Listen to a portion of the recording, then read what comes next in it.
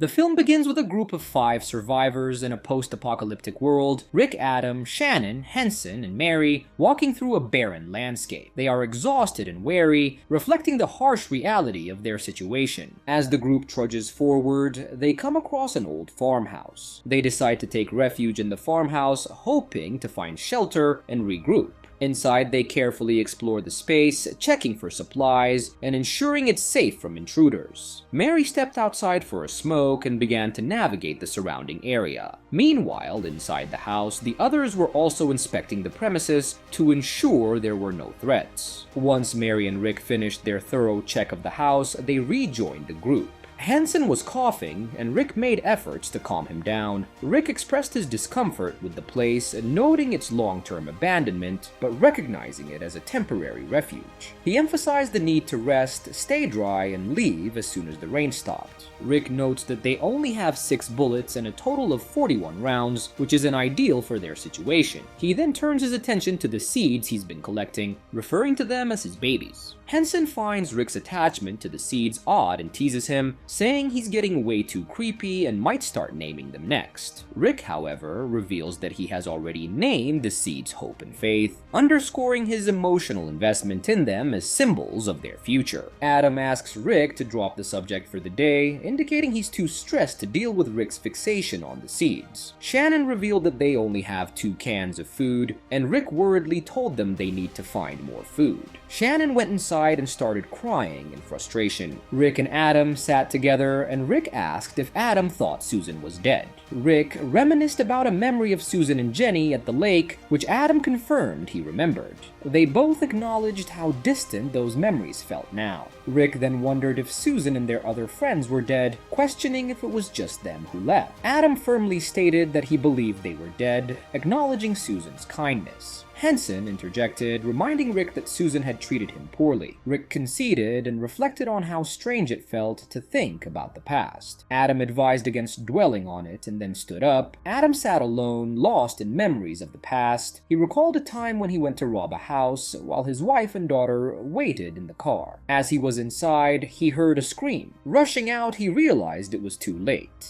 They had been taken. The weight of that moment lingered heavily on him as he sat in solitude. Adam joined Mary outside where she was smoking. They exchanged a few words about the day, with Adam commenting on the pleasant weather. He acknowledged the sense of loss everyone felt, but Mary cut him short. She expressed her resignation to waiting for death, indicating her despair. She then suggested that they shouldn't stay there any longer. Adam approached Henson and asked if he could move. Shannon joined them, expressing concern that Henson wasn't strong enough to leave. Henson insisted he could move, leading to a group argument. Rick argued they should stay until Henson recovered, while Adam pushed for moving immediately. Ultimately, Rick asserted that they would stay, and he and Adam decided to check the basement for supplies. Outside, Shannon and Mary navigated the forest. Shannon commented on Mary's quiet demeanor since joining the group, noting that the 3 men had grown up together and stayed close through their shared experiences. She explained that she'd been with the group since it was much larger, and suggested that Mary's lone wolf attitude might be affecting group morale. Shannon encouraged Mary to engage more and become part of the family. However, Mary silently walked away. In the basement, Rick and Adam discovered a substantial supply of canned foods. They called Henson to show him their find, and then decided to carry the food upstairs. Mary is washing herself and her clothes in the river. Then suddenly, she noticed a man in the woods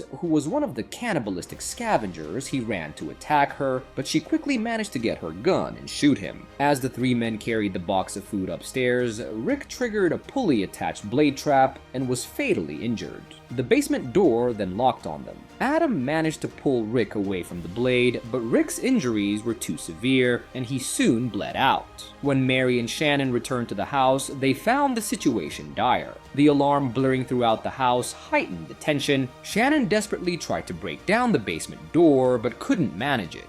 Mary, realizing the alarm would attract cannibals, insisted they needed to leave immediately. Shannon, however, refused to abandon the others, expressing a fierce determination to protect her group, even at the cost of her own life. Mary, assessing the danger, pointed out the likely presence of multiple traps in the area and the efficiency with which the cannibals would respond to the alarm. Despite the imminent threat, Shannon was resolved to stay and fight. A scavenger arrived and opened the roof, demanding the body of Rick. Henson, filled with aggression, challenged the man to come down and face him. Meanwhile, Shannon and Mary managed to kill the remaining cannibals outside. As Shannon cautiously re-entered the house, she was attacked by another man. Mary intervened, throwing a blade and killing the attacker. However, the scavenger who had been talking to Henson and Adam ambushed Mary. Upon seeing a mark on her thigh, he realized she was similar to them and ominously warned her that they would return before leaving. Determined not to let him escape, Mary grabbed a rifle and shot him from behind, killing him. Returning to check on the others, Mary was unexpectedly hit on the head by Shannon, who had approached from behind. The group tied Mary to a chair. Henson attempted to get answers from her, asking who she was. Shannon asserted that Mary was one of the cannibals, showing the mark on Mary's thigh as proof before slapping her. Henson questioned why Mary would kill the others if she was indeed one of them, while Shannon claimed that Mary wanted the group for herself. Henson then pointed a gun at Mary, demanding she say something. Adam, who had been observing silently, suddenly stormed forward and began beating Mary. Shannon urged him to finish her, but Adam wanted to make her suffer. Despite Shannon and Henson warning him it wasn't safe to stay, Adam persisted. He then cruelly cut out the tattoo from Mary's thigh, ignoring her pleas and cries, and attempted to force her to eat the skin. Mary screamed, begging to be killed. Henson intervened, pointing his gun at Adam and telling him to back away, emphasizing that they couldn't butcher her like that, as it was the difference between them and the cannibals. He suggested if Adam wanted to kill her, they should do it quickly, and handed him the gun.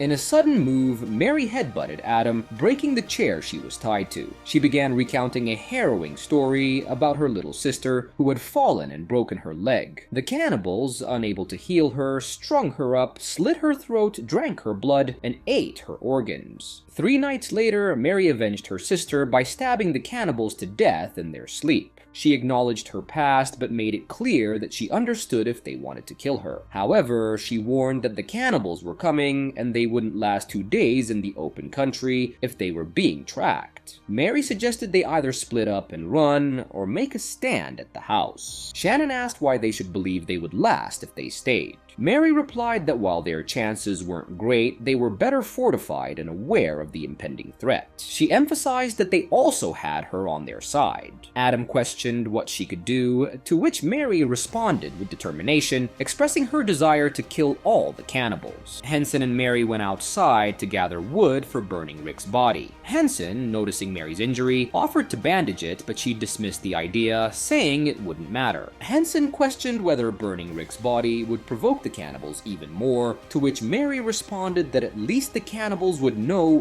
who they were dealing with. Henson then expressed his fatalistic view, stating that they were all going to die, and implying that death might be too easy for Mary. He added a challenge, suggesting she might be able to prove him wrong. The group gathered to bid farewell to Rick. Adam, filled with resolve and anger, vowed to kill each of the cannibals. He expressed his hope that the cannibals would send as many as possible, stating that it would mean more for them to kill and fewer of the cannibals left in the world. Adam declared that he was fighting for each member of the group, emphasizing that they were now his family. A group of cannibals came upon the dead bodies of their comrades. One of the men, carrying his child, vowed to make those responsible pay for what they had done. He then ordered his group to assess the situation and determine what they were up against, noting that their targets now had a gun. The cannibals began to strategize, and knowing the presence of firearms added a significant threat to their hunt.